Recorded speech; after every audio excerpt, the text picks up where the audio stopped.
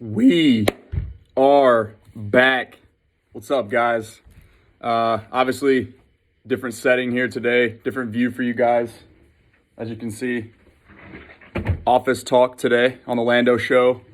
Having an audible just a bit here. My truck is in the shop, and so I've got a rental vehicle right now, a loaner car with no mount. My camera mount that I usually record from is in my truck, and so I don't have that capability now in the new car that I'm driving. So here we are, office talk on the LANDO show.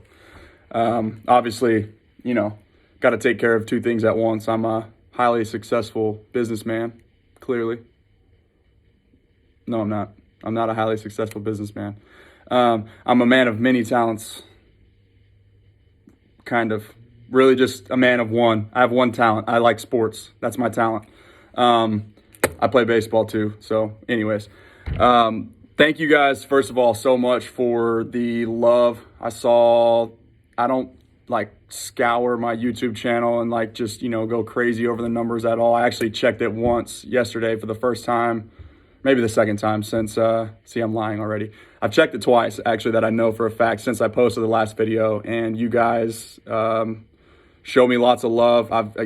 Some people commenting, some new people subscribing, and I think we had over 330 views on the last video. That's by far the most that I've had on any video that I've created so far. So it's cool to see that that the channel is growing just a little bit. I really appreciate that. It makes it all that much more fun for me just to see that there's people out there that are enjoying the stuff that I'm putting out. So just really appreciate that. Like I said, if you guys don't mind, just leave in the comments what you want to hear in future topics and future videos. Throw me a like on the video under the YouTube title. I think that's where it's at. And then hit the subscribe button too if you really like what you're seeing. I think you have to make a YouTube channel or a YouTube account, which should be really easy. I think it takes like a couple minutes. You just provide an email and create a username and password, and then you can just be able to subscribe from that point on. So if that's how you got, if it's in your heart, if that's what you want to do, if you want to help me out, I really appreciate that. So just letting you know, those are the steps you may have to kind of go out of your way just a little bit. So if you do that, I appreciate it even more. What are we going to talk about today? Oh, shoot, guys, I'm stressed. So that's part of the reason why this video is a little bit delayed once again today. I'm going to try to be better. I'm going to be more punctual, get them out first thing like Monday morning or like before noon. Just so people can like take the time to watch while they're on lunch break or whatever. I'm just trying to make it convenient for everybody, but I'm stressed, and here's why.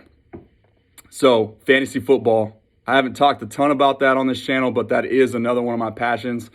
It's for my friend group. It is more than just fantasy football. It's more than it's not a sport. It's literally like a lifestyle. It's kind of crazy. Like, I know you guys think I'm stupid for saying that, but most people's payout, like end of season payout, what they could potentially win, if they win their league or their Super Bowl, is like half of what we buy in with. So I'm not going to get into all the numbers. It's kind of embarrassing, the amount of money and the time that we spend on this crazy thing we call fantasy sports. But anyways, the reason why I'm stressed is, so let me just walk you through it here. Here we go. Tonight, there's two games going on today, and there's one game going on tomorrow, obviously. So we've got Monday Night Football times 2, and then a Tuesday night slate as well with the Cowboys and Ravens. Well, I'm down to Stone right now. 23 points, I think, is what I need to win this week to beat him. His team's done. I've got two guys left, one of which is a receiver from the Bills, Gabriel Davis. The second of which is a receiver from the Ravens, Marquise Brown. So if I win, so really 11.5 points, 12 points per guy is what I would need to eclipse and get the victory, to eclipse Stone's total for the week. If I do that, Taji took care of business and beat my arch nemesis division rival Hess for me. So that had to happen in order for me to, so two things had to happen. Taji had to beat Hess. He did that. So thank you, Taji. I'll buy you lunch. And I had to beat Stone this week, because right now Hess and I have equal records, but he has the head-to-head, so he gets the top slot if we finish with the same record at the end of the season, which is what's ultimately going to happen if I don't win. So I need 2 big performances from my last 2 remaining receivers for the week to ultimately get that first place seed in our division. And the reason why that's important is because the first place from each division gets a first-round bye, and as well as a $150 bonus for winning that division. So just a little added incentive there, and that's adding to my stress for the week. So usually, you have a pretty good feel for the fantasy week, how it's going to go after, the Sunday night slate is done with. After Sunday night football, there's obviously one Monday night game, but usually most teams are done by that point, with the exception of maybe 1 or 2 things here and there, 1 or 2 guys. But for me, I've got to sweat it out for another 48 hours now, thanks to COVID. So games that are getting rescheduled all over the place. And so the stress for this week, it's just only fitting for, just the way that the season's gone. But the last week, when it's the most important potential win for me, I have to wait an extra 48 hours essentially to figure out if I'm in fact going to actually do that or not. So y'all pray for me. Keep me in your thoughts there. The next thing I wanted to get to, we began last week's segment, last week's talk, kind of just hitting on the Urban Meyer situation a little bit and where I thought the state of that current situation was. You can go back and listen to the prequel to this one if you'd like, and just kind of see if you missed that. But so here as it stands today, basically, I kind of was a little bit upset, and I'm not upset because he's not coming per se. And let me start over. I'm not upset because I'm hearing that he's not coming. That doesn't bother me at all. What upsets me the most is all the, I guess the turmoil or the heat that was generated by the talks of Urban potentially coming. And then if he in fact doesn't, what does that do to the state of your program if you're Texas? So it's like, for me, you're starting to hear all these things and all the talk about the boosters wanting anything it takes to buy Tom Herman out. We talked about that price tag, $15 million. And just the lack of support from President Jay Hartzell and Athletic Director Chris Delcani backing Tom Herman. So to me, I'm not upset that Urban isn't coming. I would be upset that if Urban didn't come and the baggage that comes from that, like what that would do to the program, if that makes sense. Like, it's not just the fact that we're not getting Urban, but it would be Urban's lack of, or him not coming, causing other issues with Tom and the higher ups, the board of constituents, the president, the athletic director, the boosters, the big money donors, whatever you want to call them. So and then that coupled with the way that makes our program look from an outside perspective of recruits that are saying, oh wow, Texas isn't supporting Tom Herman, but he's still there, so I don't want to go there. It just makes it look like a bad situation, and it makes an already a struggling 2021 recruiting class to me appeared as if it's just unsalvageable. And so that's the thing that really hurts me the most is if these reports are true and saying that that Urban is actually more concerned than what was initially led on to believe, or that what we were initially led on to believe about his health, then that's an issue to me. So I have a take though. So all that stuff aside, I have this caveat. So if you guys pay attention to the Fox Noon Kickoff, which is Urban's current job that we talked about, $840,000 salary to be on the Fox set, talk about college football. They honestly put on a great. I honestly prefer that set. Watching those guys, the Fox crew, on Saturday mornings, as opposed to just the College Game Day crew. It sounds kind of crazy. Like, I love a lot of the things that College Game Day does still, and it's still a great show. But To me, I get a little bit more in-depth analysis from the guys on the Fox set, and I appreciate that stuff a little bit more. So, anyways, hearing all this Urban talk, this is the problem. Like when you hear that name, like I totally had no issue with Tom Herman, and I might be kind of I might be alone or in the minority there in that thought process.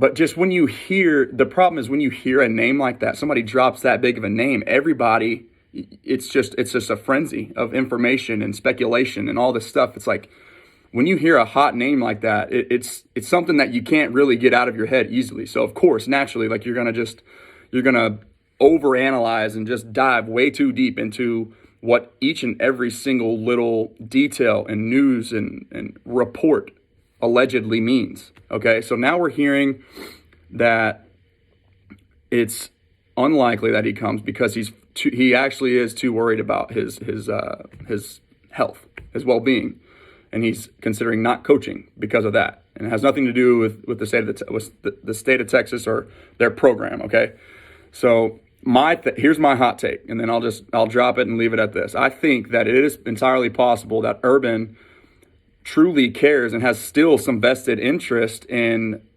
Ohio State and what that program has the chance to accomplish this year, competing for another national championship, that he is basically killing all of the hype or the potential for him to come to Texas, just so that he sets aside any possible distraction for the Ohio State football program right now as well. Because a lot of what's happening is we know that if Urban does choose to come over to Texas, he's going to bring a lot of people over from Ohio State with him. And it would literally be a clean slate, a clean wipe. And him bringing along with him his entire slate of people from, coaching staff, strength staff, medical staff, the nutritionists, like everything. So it would be a total clean slate. And my take is it is entirely possible that he is deflecting the news and the media and all the reports away from him potentially doing that, and I guess kind of causing a distraction within the program at Ohio State until all that stuff is done, the season is done, after the new year, or I guess a couple weeks into January is when the national championship will be now. It's a little bit pushed back than when it usually is, but I think that it's entirely possible that we're seeing these reports being leaked now because he wants to. This could be just a reach, but again, hot take. Okay, that's what that means. This is just what I think. Has nothing to do with anybody else. What I'm hearing. It's just me. Okay, I think that it's entirely possible that Urban is waiting and deflecting all the hype, all the reports until Ohio State's current season is done with. Okay, moving on. We're going to do a little mailbag segment, I guess. I'll steal that from Jeff Kavanaugh, who does a mailbag on his show, too. He's one of the guys that I really respect and admire. So we'll call it a mailbag. I posted on Instagram and Facebook on Friday or Saturday, I can't remember which, just for you guys to toss in a few questions, some things that you want to hear me talk about and address. And so we'll go over just a couple of those I thought were pertinent, totally pertinent to what's going on right now. And so we'll start with Paige. She wanted to know the top 4 teams in the CFP, like basically who I thought was going to end up in the college football playoff. And so I'll preface anything else I'm about to say with, first of all, thank you for the question, by the way, but I totally do think that this is Alabama's national championship to lose. What I'm seeing every single week, it's actually scary how good they are, how good they look, and how just dynamic they are offensively.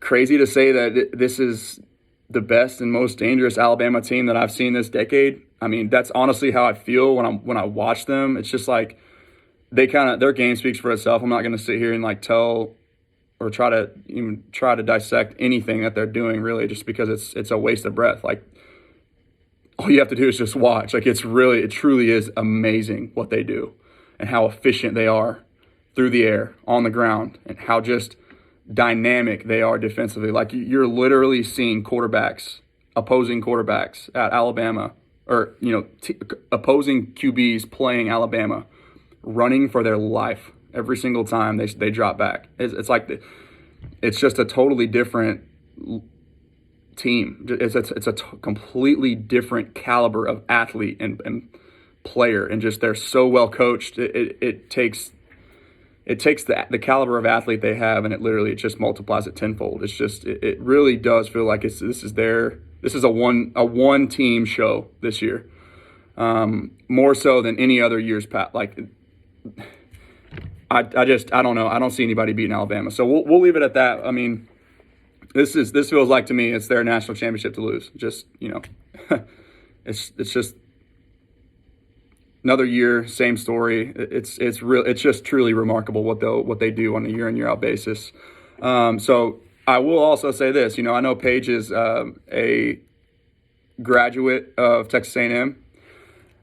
So she's a Aggie through and through, and I'm assuming when she asked that question that she wants to know if I think they have a chance to make the college football playoff. And just given the state of the rankings right now, I mean, A&M is sitting at 5th, which they're on the outside looking in, like they're right there. They're right where they need to be. So yes, do I think it's possible? Of course. But there are a couple things that would have to happen, but I think the most likely scenario for A&M to get in and reach the college football playoff Final Four, they would basically, so Bama has to play Arkansas still. I don't see them slipping up in that game. A&M has to still play Tennessee and Ole Miss. So they got 2 games left. They need to not only win those, obviously you need to win out, beat Tennessee and beat Ole Miss. And then you need to do so in convincing fashion. You need to win convincingly. The eye test it's important. That's what we know now. And Florida still has to play LSU. So obviously SEC East, different division within their conference. But A&M would need to beat Tennessee and Ole Miss. So keep winning. And then you would need the rematch of Clemson and Notre Dame, same conference, both in the ACC. A&M would need Clemson to beat Notre Dame and beat them convincingly, like blow them out. Like they would need a dominant win from Clemson against Notre Dame. The recency bias and the narrative of, Notre Dame only beat Clemson the first time around this year because Trevor Lawrence wasn't there. You need that narrative to happen to elevate yourself, because you've got the SEC, I guess the persona or like just, you carry that logo with you, okay? And so that means something to the College Football Playoff Committee too. Like they obviously believe that it's the best conference in the country, and a lot of people agree. I agree this year. It's just because of the weight that Alabama carries. But it's, to me, that's the best and most likely scenario for A&M to get in, is they would need Notre Dame to lose pretty badly, and that way you would get the talking point of, well, the only reason that Notre Dame is even in the argument now is because they got to play Clemson. They got lucky that Trevor Lawrence wasn't there the first time they played, and he got he had COVID and had to miss 3 games or whatever it was. So that's the narrative that you would need for A&M to get in. So thank you for that question, Paige. I appreciate that. The next one is Adam. He was wanting me to kind of talk about, this is the same Adam who has been one of my main sources, inside sources for the ongoing controversy and talk about Urban. But he wanted me to talk about NFL draft prospects, which I'm not going to get too crazy deep into that yet, because first of all, there's a lot of guys out there that aren't playing. So there's a bunch of tape and players that are potentially going in the first round, second round that we haven't seen this year. So that makes things difficult for me, someone like me who doesn't fully delve into each draftable prospect. 1 second. You guys are going to see Businessman Land. Here we go. There's a lot of crap going on, just guys not playing this season, guys sitting out for obvious reasons, whatever. Just it's tough to fully get a clean grasp on the draft. So I'm gonna, after the NFL season is done, after college is done, the build up from January all the way up until March, basically, or April, I guess. April 29th, I think, is when the draft is this year. So that's when I'm going to kind of like focus heavily on just try to break down some film. I might end up actually even buying the all 22 package so I can start studying guys. I think I want to do that as well, just to kind of expand my repertoire just a little bit there and start learning how to break down film from each position and studying stuff a little differently than I do now. But that'll give me kind of a better feel to answer these types of questions. But I would say right now, the three names that interest me the most, just from a totally neutral fan perspective, is Zach Wilson, quarterback out of BYU, Jamar Chase, receiver from LSU, and Patrick Surtain, the cornerback from Alabama.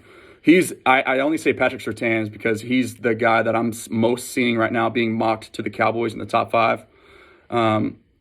So, and obviously too, like you bring that team with you, like next to your name, Alabama corner. It's like, to me, I don't care to know anything else. Like if you're telling me that this is the guy, like this is the top corner in this class, without even me like going and doing my own research and film study and like seeing if I agree, like I'll honestly just probably take your word as gospel and say, okay, yeah, I agree. Because if you've got a top defensive prospect from a team like Alabama, literally who is projected to be the first player drafted on a team that is literally dominating college football in a way that has rarely been done. It has been done in the past. But I haven't seen anybody play them close yet. So and they're in a great conference. So that just kind of tells you everything you need to know right there. But Patrick Surtain out of Alabama, would love to add another corner from that school in consecutive years to pair with Trevon Diggs. That seems like a good idea to me. That'd be fun.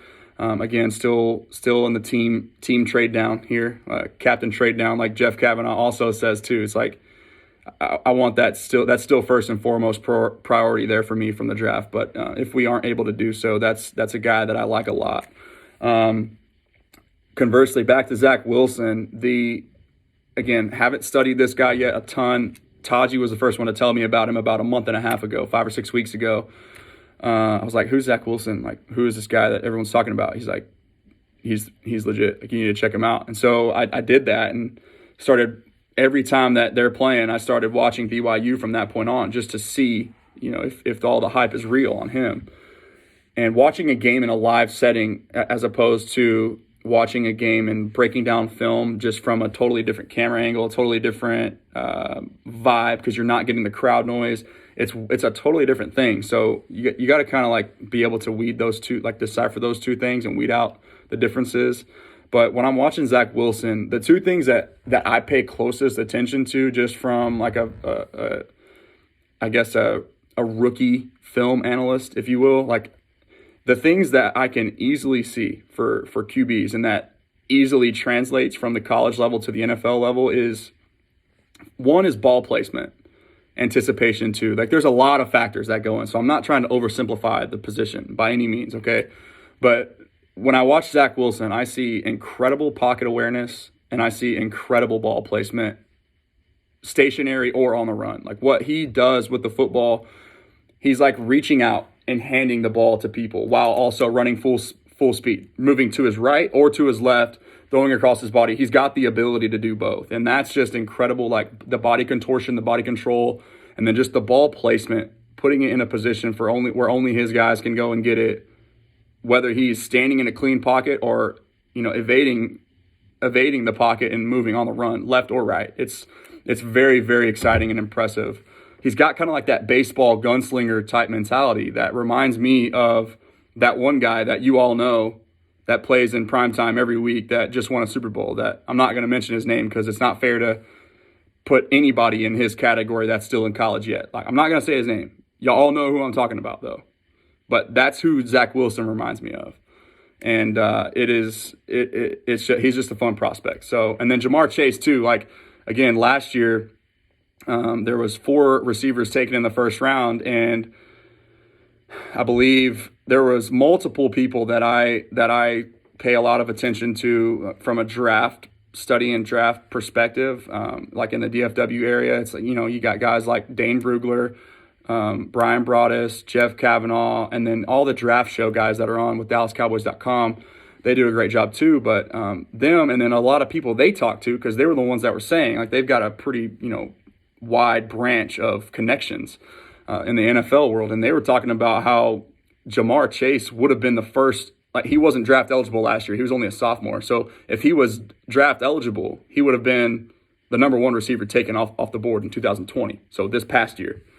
So I thought that was pretty telling to hear people say that. It's not every day you hear that as well. So those are kind of the three names that I'm looking most forward to seeing, just how their draft profile and their draft ends up playing out for them. So it's going to be fun.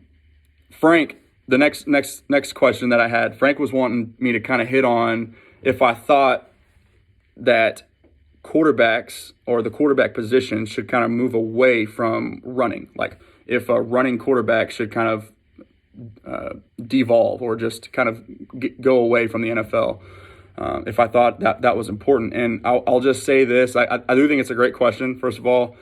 It's something that a lot of, I guess, GMs and CEOs, presidents, whatever, like coaches, offensive coordinators, basically any league exec, they have a quarterback. They want him to take as few amount of risks as possible, just because of how important the position is, right? It's pretty understood that it is QB safety is the number one priority for every organization. But I also, I don't think it's necessarily that vanilla. Like, I don't think you want to just say that all quarterbacks should only be pocket passers. Like, I think if you have the ability to throw, stand in the pocket and just kind of dissect defenses, obviously, that's the most efficient way to go about it. You have to be able to create splash plays from the pocket to have a highly efficient offense, which a lot of teams do. Or I guess a select few do it differently and better than most. But if you have that added dynamic of the ability to make plays with your legs as well from a quarterback position, it makes things that much more difficult for opposing defensive coordinators to manage. So I think that one-dimensional QB play is bad. It's less optimal than it is if you have a guy who can do a little bit of both, if that makes sense. And we're kind of seeing that trend continue to kind of take over the league. Like, all these up-and-coming youngsters that we're seeing become franchise quarterbacks are guys who are very, very mobile to go along with, good arm talent and their ability to kind of stretch the field vertically as well. So I think it's important to do both. And so that's just kind of where I am on that. Next thing, just going to kind of talk about some NFL stuff here to kind of close it out. I applaud, first of all, Gregg Williams. He got fired today, the defensive coordinator for the Jets. But I wanted to just, round of applause for him for dialing up the zero blitz, meaning there was zero safety help and it was just man coverage on the outside in a situation where you absolutely cannot give up anything deep over your head. The Raiders had to go score. They had to get in the end zone. They had to get 6 points to win.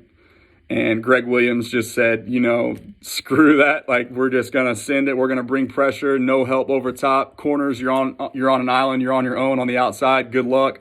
This is it. And basically to me, I just laugh because he's getting criticized for it, but it's the execution of the team tank perfectly played out to execution. So applause to him. He got fired for it, so it is what it is. But the Jets lost, and I think that was goal and objective number one going into that game yesterday. Oh man, this is crazy stuff. All right, moving on from the Jets. They don't even deserve to be talked about right now. I'm sorry. The Eagles and the Browns. I literally have here written down Eagles and Browns craziness. So the reason why I have that is the Browns, everybody knows they've kind of been the laughing stock of the NFL for, the last however many years, 10 years, I guess. They're 9-3. And a lot of people want to just immediately praise Baker Mayfield. And I just want to push pause there for a second. This is nothing against Baker Mayfield at all. I think he's a capable quarterback. I don't think he's necessarily a world beater by any means. And we're seeing Kevin Stefanski, their offensive coordinator, treat him that way. He's almost kind of protecting them protecting him from having to do too much. But that's not Baker's fault at all. He does his job well. That's all he's asked, not to turn the football over and literally just turn around and hand the football to Nick Chubb and Kareem Hunt. And that's what they do. And so the reason why I want to say just push pause on the Baker Mayfield hype is because I think the two additions on the outside of their offensive line, Jedrick Wills, the first-round pick out of Alabama, left tackle, and Jack Conklin, the free agent signing from, I believe, the Titans last year, who is a highly touted, highly graded, well-respected right tackle in the league. Those two guys, the two J tackles, Jedrick and Jack, those are the new additions from last year to this year, as well as Kevin Stefanski. So you got those two guys holding it down, kind of being, the footprint of or just the stronghold of the league's most efficient and I guess just best rushing attack. The Browns, they lead the league right now in rush yards per game at 157. So they're running the ball at a very, very efficient clip. And I think Nick Chubb right now, I went and looked it up. He's averaging 6 yards per carry. And for those of you guys that don't know that, an efficient, or I guess like an average NFL rushing yards per carry mark, I guess like for just an average running back is between. So an average running back in the NFL gets about 4 yards every time they run the football. So Nick Chubb is doing that at a 6 yards per carry clip. So that just kind of tells you right there, what they're able to do offensively, like with just the impact that Kevin Stefanski, of course, he deserves a lot of the credit too. But, Jack Conklin and Jedrick Wills, those two guys on the outside, providing the push and the constant protection just for the run game to stay and be as efficient as it is. And this is a credit to Nick Chubb and Kareem Hunt, too. Both of these guys are incredibly talented runners of the football. But I just wanted to point out that we need to give some love to the big boys up front, Jedrick Wills and Jack Conklin, for holding it down and really changing the entire dynamic of that franchise. So congrats to the Browns. Kudos to them. I hope they keep winning. It's kind of a fun brand of football to watch, just to see how they pound teams to death. Literally, they beat the Titans at their own game yesterday, and that was a pretty impressive beatdown in the first half to witness. But yeah, so I mean, I think that the Browns, they've shown us that they are real, and they're going to be a tough out. And I think Baker does ultimately handicap them in a way, just because I don't know if he's capable to beat teams on his own, if that makes sense. And so that's going to be fun to see how that plays out. And then the other part of the craziness that I highlighted is the Eagles. On the Eagles' part is Carson Wentz. And God love the fella. Like, as much as I love seeing the Eagles struggle and seeing just the turbulence that's going on in that organization right now, I do feel for Carson Wentz in a way, just because I see that, like, we saw the talent. Like, at one point in his career, he was a favorite to win the MVP. That was the year they won the Super Bowl, right? 2017, Nick Foles ultimately took him over the top, like after his injury. I think it was week 12 against the Rams when he dove for the end zone and hurt his knee. Nick Foles came in, and, the rest is history, whatever. We're not going to talk about that. But I just, ever since that happened, it's been the talking point of, oh, Carson wasn't good enough. And, Chris and I talk about this all the time, Chris Wilson. It's like the psychological effect of constantly hearing that you had nothing to do with that Super Bowl run, coupled with, just getting extended two off seasons ago, being paid like the franchise quarterback, or like the future of the franchise that he was, or that he was supposed to be. And then seeing a team go behind your back, not behind your back, but just the franchise drafting Jalen Hurts in the second round of the 2020 draft. So like those two things, I kind of feel like just, ultimately it's not an excuse at all. Like, it is what it is, but psychologically I can see where that could impact a guy, and just ultimately see him go from potential MVP candidate in 2017 to literally what a lot of people would already go so far to say as like a waste of $30 million of cap and being benched for a rookie second round pick. Like, that's a pretty steep drop there in a span of less than 3 years. Like what it would otherwise be like just the term of one rookie contract. Like, I don't know. I hope that there's a way for him to salvage, I guess, his career. I think it's possible. I still think he's a talented quarterback. I still think all the intangibles are there. I just hope that mentally, this doesn't affect him to the points where it's, it's not possible for him to recover from. And I don't necessarily think that's the case, but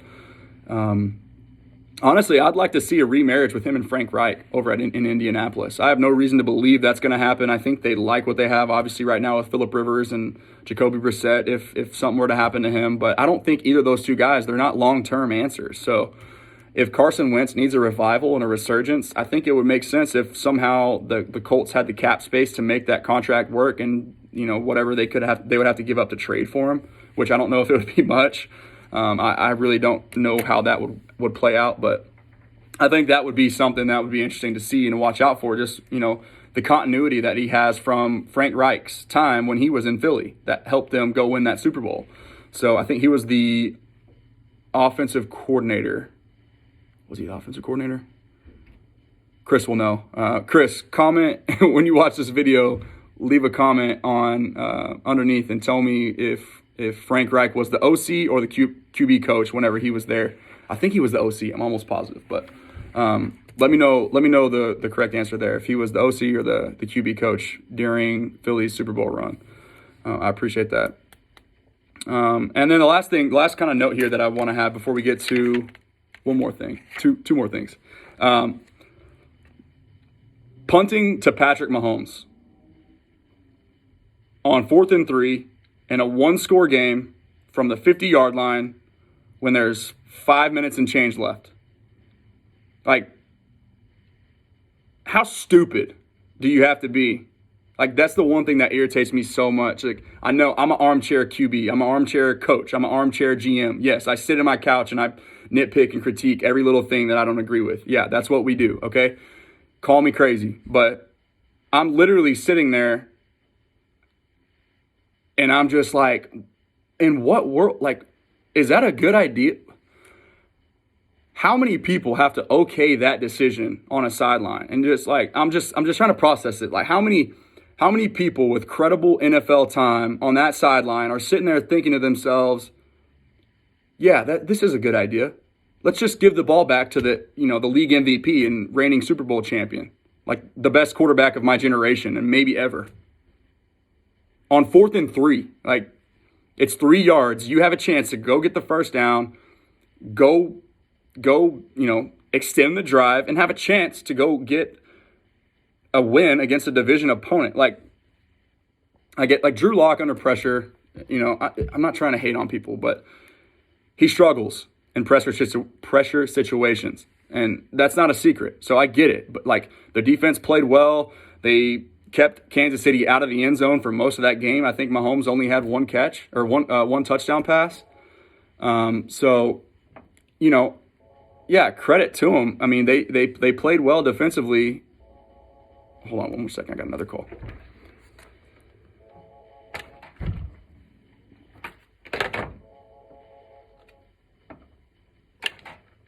Edward Jones, this is Landon.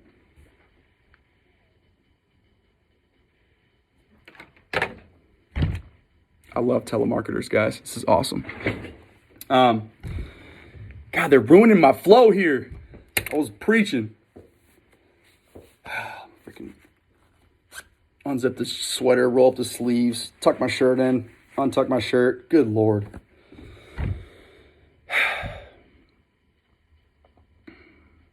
Don't punt to Patrick Mahomes on 4th and 3 when you have a chance to go win.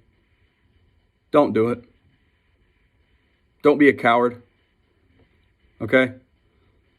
Next thing, can we stop talking about Zeke? Like, can we just please stop talking about how he's not the same running back?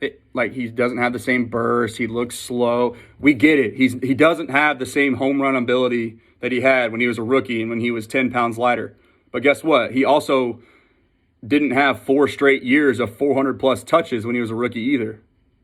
Like, guys have to gain weight to beat every down backs to withstand the workload and the beatdown that they receive on any given Sunday. He's not going to be the same type of explosive player if he's having to be basically relied upon and force-fed 400 touches a year. It takes its toll on you guys. Like, enough about the Zeke isn't the same, cut Zeke, let Tony Pollard. No, Tony Pollard is effective because Zeke gets in there and he's just hammering away at the front seven and basically creating these zones for Tony to run through. Because like Tony is a little bit more explosive right now, but why? Because he's more fresh. He's got fresh legs. You know, it's like those two guys need each other. They play well off of each other. It's not like you don't just say cut Zeke or, you know, put Zeke on the bench, let Tony handle Zeke's workload, because then Tony breaks down and he's not the same player either. Like, it's really not rocket science, okay? I'm just so sick of hearing that. And not to mention, like, too, this is the whole Zeke aspect, or whatever you want to call it, that is the absolute lowest on the totem pole of Cowboys problems right now. The lowest. Like, that should be the last thing any Cowboys fan is talking about and preaching about and getting upset about. I just wanted to address that. Like, you got to understand that, you know, the toll that NFL running backs take on their body, like just that one game takes on their body, is something that we will never understand, okay? So leave Zeke alone. If you want to critique somebody or something, critique the contract that they paid him. Like that there, you know, there's fault there for sure. But Zeke is doing everything he can, guys, okay? Like, just let's let that ship sail while we still can. All right, I'm just tired of hearing that. Anyways, the last thing I want to get to, this is a long video. I hope you guys are sticking with me here. I apologize. This is a little crazy. We're doing things differently, but QB needy teams in the NFL. And there's another phone call. Let's see if it's another telemarketer. Hold on. Edward Jones, this is Landon.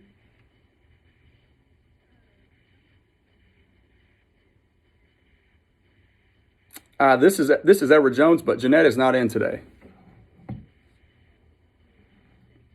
She is not either, but I'll be happy to help you in any way that I can.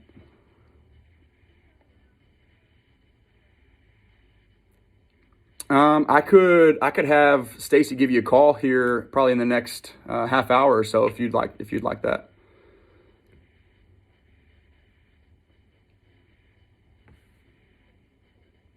Okay, who am I speaking to?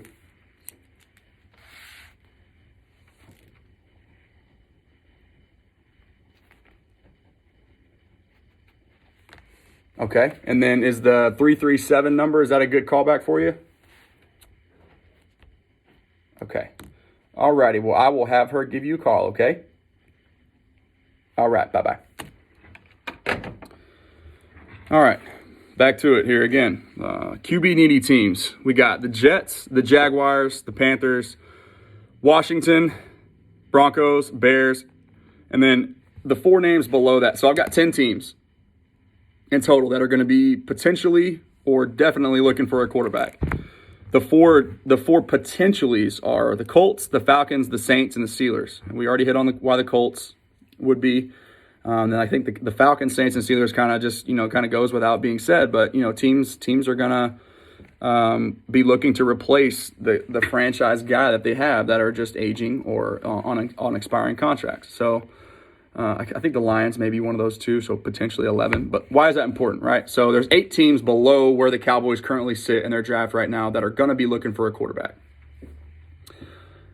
And just to kind of piggyback of my main point that I've been talking about, why I want the Cowboys to keep losing, is that reason alone. Is there are going to be teams who are going to be desperate to fill a quarterback void and replace the current situation that they have on their rosters. And they'll be willing to pay a king's ransom to do so, to come up and fill that void. All right, so that's kind of self-explanatory there. I don't think I really need to dig too much deeper into that. Only other thing I wanted to talk about was, maybe that's it. Yeah. All right. I think we're just about good, guys. Once again, thank y'all so much for clicking and watching and helping me out on my channel last week. It was really cool to see that numbers just kind of spike. Wasn't really expecting that, but thank you so much. I appreciate it. And if you don't mind, like I said, go through, make an account, subscribe, and just stick with me and kind of just walk along this journey with me. I appreciate any of the support and help that I can get. So We'll be back next week again for the next episode of the LANDO show. And until then, I guess I'll catch you guys later. Peace.